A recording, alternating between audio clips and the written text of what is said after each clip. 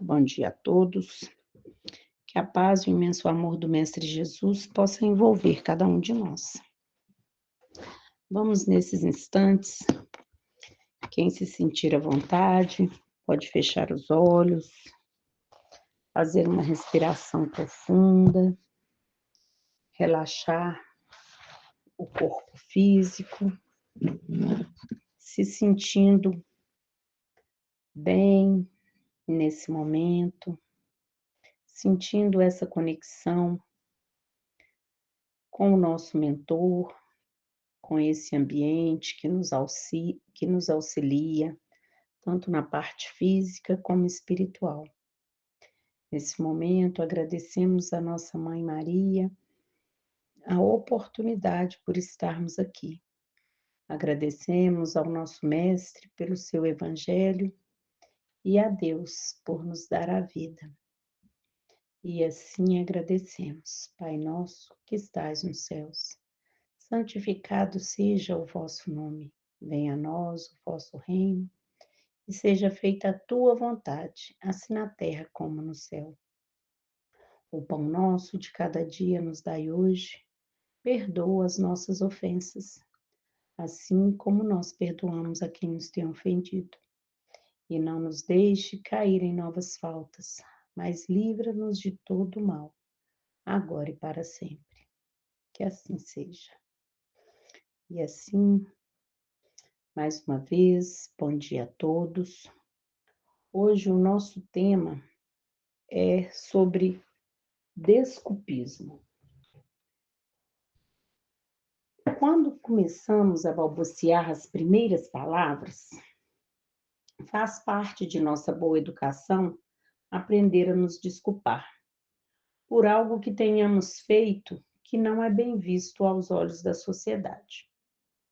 A maioria de nós nos preocupamos sempre com o que os outros veem, esquecendo que viemos a esse planeta para sermos melhores a cada dia. Que o nosso maior compromisso é com a gente mesmo. Então, nós temos a oportunidade de seguir os ensinamentos do Mestre Jesus. Temos agora, como Jesus havia prometido, temos o Consolador, que já está aí há mais de 150 anos, que é o Espiritismo. E ele nos traz os ensinamentos de Jesus ainda de forma mais carinhosa e voltada para o nosso dia a dia, pegando ali o linguajar mais direto com o nosso dia a dia. Quando somos chamados para nos melhorar como seres humanos, chamados para auxiliar o nosso próximo, é comum respondermos: estou velho, novo demais, tenho meus filhos que me consomem muito tempo, preciso ganhar dinheiro, tenho muitas dívidas, preciso aproveitar mais a vida, e por aí vai, né? Nós temos inúmeras desculpas para não atender esse chamado, né? A nossa melhora íntima. Procurando exemplificar o desculpismo, eu encontrei a história de uma mãe que contava que sua filha era muito estabanada. Tudo que pegava, em sua falta de atenção, deixava cair, quebrar. Quando se sentava à mesa, sempre derramava algo e de sua boca saíam inúmeros pedidos de desculpa. E para ela estava tudo certo. Até que um dia sua mãe, farta de tantas desculpas e não percebendo nenhum interesse da filha em mudar suas atitudes, essa mãe, ao sentar com algumas visitas, a filha senta junto e derrama café na toalha branca. E nesse momento, a menina simplesmente sorriu e pediu desculpas. A mãe pacientemente trocou o forro de mesa, pôs outro forro e tal. Depois que todos lancharam, a mãe pegou esse forro de mesa sujo, enrolou na cabeça dela, pegou uma varinha e falou: agora você vai batendo nas manchas e pedindo desculpa, ok? Né? As visitas ficaram achando aquilo ali estranho e a menina no começo achou graça, mas depois ela foi ficando entediada com aquilo e reclamou com a mãe: ah, isso não está resolvendo nada. Aí a mãe dela falou: pois é, só o simples fato de pedir desculpa não vai resolver nada.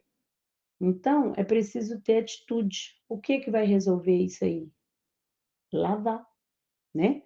Então, isso é uma forma simbólica de mostrar que as nossas atitudes, o nosso comportamento, se fizemos errado, não basta o pedido de desculpa. Nós temos que ver a melhor forma de reparar esse erro.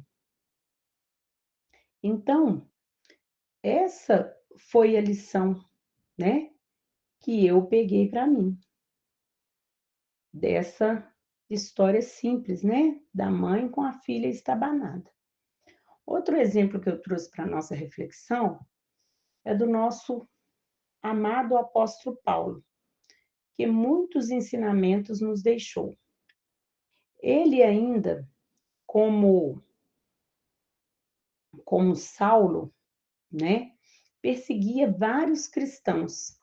Mas quando ele se encontrou com Jesus, ele não pediu desculpa, ele não se justificou. Ele apenas disse: o que queres que eu faça? E ainda, dentro da narrativa da história de Paulo e Estevão, temos o auxílio de Abigail, que foi noiva de Paulo quando esse ainda era Saulo, e por sua vez, ela se converteu ao cristianismo antes de Saulo se tornar Paulo. Ela foi acometida por uma enfermidade e desencarnou ainda muito jovem, né? Então eles se separaram até um pouco antes disso. Mas eu não vou ficar aqui falando do livro, porque é um livro maravilhoso e perde a graça, né? Se eu ficar dando muitos detalhes para quem não leu. É uma excelente oportunidade, tá? Então, querendo passar, né, o exemplo de Abigail, quando ela retornou ao pátrio espiritual, ela se encontrava com Paulo para lhe dar conselhos do que era necessário fazer para seguir seu caminho de transformação. Pois logo depois que Paulo é curado, né, de sua cegueira, Abigail pede a ele para lavar os olhos no lago do amor, porque tudo muda quando passamos a enxergar pela lente do amor. Somos até capazes de ver virtudes em nossos inimigos, ou nos irmãos de caminhada que julgamos ser dotados só de maldades, ou pelo menos dar início a orações por eles. Já, né, já é uma faísquinha de amor ali brotando. Em nossa visão terrena, conseguimos entender que dentro do fruto tem semente. Mas se olharmos como Jesus olhou, em cada semente vamos enxergar novos frutos. Foi assim que Jesus, ao olhar Saulo, um perseguidor dos cristãos, viu que ele se transformaria num grande apóstolo, um homem que semearia amor e o seu evangelho.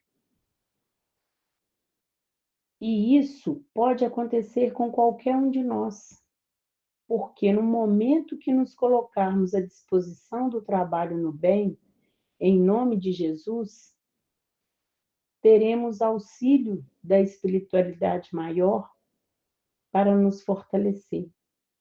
Basta que nos coloquemos à disposição e nos livremos das desculpas que nos travam. O segundo conselho que Abigail deixou para Paulo foi que ele trabalhasse.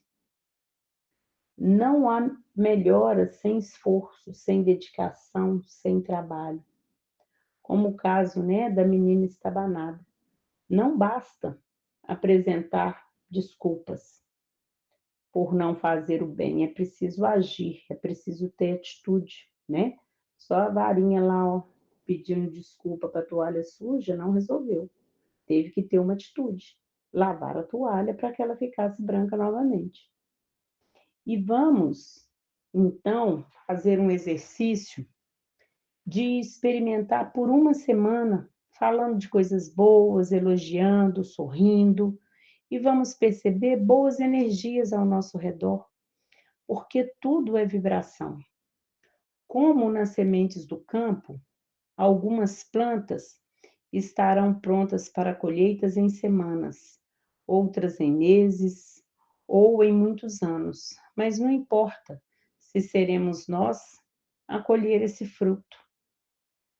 O importante é deixarmos boas sementes, lembrando que o nosso espírito é eterno e que em algumas dessas encarnações futuras teremos boas colheitas, se fizermos a nossa parte ainda hoje.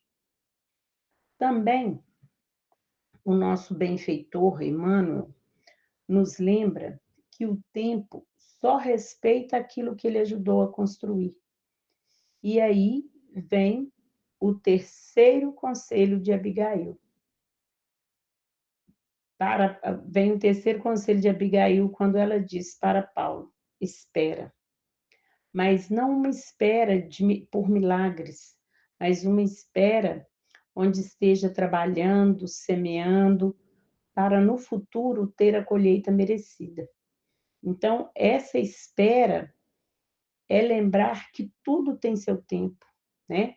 Que o nosso tempo não é o tempo de Deus. É ter essa paciência de que o resultado virá. Pode ser semanas, meses, anos, encarnações, né? Então, espera. Tudo tem o seu tempo. E aí, com isso, nós vamos perceber que Deus permite que passemos por dores. E aí nos perguntamos como pode Deus nos deixar passar por dores se é um Deus de amor e bondade? Sim, justamente por isso. Nós, com os nossos filhos, muitas vezes não deixamos que eles passem por dificuldades, pelo aprendizado. Da mesma forma, Deus nos deixa passar por dores, por lutos, para que possamos ter uma nova visão para outras verdades. E uma delas é que somos espíritos eternos, que essa passagem pela Terra é muito pequena comparada a toda a eternidade. Quando vivenciamos o amor, quando trabalhamos no bem, quando aprendemos a esperar com sabedoria, cultivamos a nossa fé, a nossa esperança e temos mais confianças no futuro, que será mais fácil compreender o quarto conselho que Abigail deixou. Perdoa. Então, o quarto conselho que Abigail deixou para Paulo foi: perdoa. Se quisermos ter relacionamentos duradouros, temos que aprender a perdoar. Será que um casal que vive aí 40 anos, 50 anos juntos, uma amizade, né, de décadas, o bom convívio familiar, será que nesse meio todo não tem perdão? É necessário que perdoemos todos os dias. Sempre teremos uma oportunidade de perdoar, né? seja em família, seja no trabalho, seja em sociedade. Precisamos perdoar o erro dos outros e também os nossos. Temos que ser amorosos conosco, nós também erramos. Nós também temos a oportunidade de nos amar, de nos perdoar. Temos que cuidar bem de nós. E muitas vezes nós ficamos remoendo coisa que já passou, né? Como dizem, águas passadas não movem moinhos. Então nós temos que colocar isso em mente. E que o perdão é uma carga muito pesada. Nós não precisamos carregar todo esse peso. Então, trabalhemos isso em nós para abrirmos mais espaço para o amor. Assim, será mais fácil caminhar, mais fácil evoluir e manter em mente sempre esse ciclo: ama, trabalha, espera e perdoa. Foi assim que Paulo percorreu toda a estrada de Damasco, né? Ficou ali no deserto por 40 anos, buscando sempre aprender mais, né? Como que ele poderia ser melhor. Então, antes, essa estrada foi percorrida por Paulo. Hoje ela pode ser percorrida por nós. Então, aceitemos também os conselhos de Abigail. Vamos repetir isso para nós todos os dias, que são os mesmos conselhos do nosso mestre.